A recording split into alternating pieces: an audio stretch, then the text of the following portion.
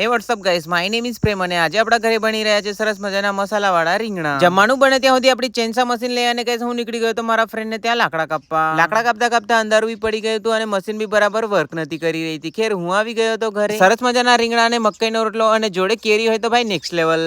Next day થઈ રહ્યો છે અને કઈ છે આજે મારે જવાનું છે ડભોઈ. મોર્નિંગનો સેવૈયા વાળો નાસ્તો કરી અને કઈ અમે લોકો નીકળી પડ્યા હતા ડભોઈની તરફ. રસ્તામાં કઈ આપણે આવે છે વાઘોડિયામાં કઈ છે આપણી શોપ અને જોડે મારો ફ્રેન્ડ બી જઈ રહ્યો છે અને એને પહેરી રાખ્યો છે વ્હાઈટ શર્ટ. મેં વિચાર્યું કે યાર એક્સચેન્જ કરી લઈએ, મને વ્હાઈટ શર્ટ બહુ ગમે છે. ખેર અમે લોકો નીકળી પડ્યા હતા ડભોઈની તરફ અને તડકો એવો પડી રહ્યો છે કે ભાઈ નેક્સ્ટ લેવલ. અને ગઈ છે રસ્તામાં બાજરી અને કેળા વાળું ખેતર અને એકદમ લીલી લીલી હરિયાળી. ડભોઈ અને વાઘોડિયાની વચ્ચે એક પલ બની રહ્યો છે અને આ પલ ને ગઈ છે કાફી સમય થઈ ગયો છે બનતા. ખેર અમે લોકો આવી ગયા હતા ડભોઈ અને અહીંયા ઘડી ગઈ છે ટ્રેન પસાર થઈ રહી હતી અને જયારે નાના હતા ત્યારે ગઈ ઘણી બધી એક્સાઇટમેન્ટ હતી ટ્રેન જોવા માટે.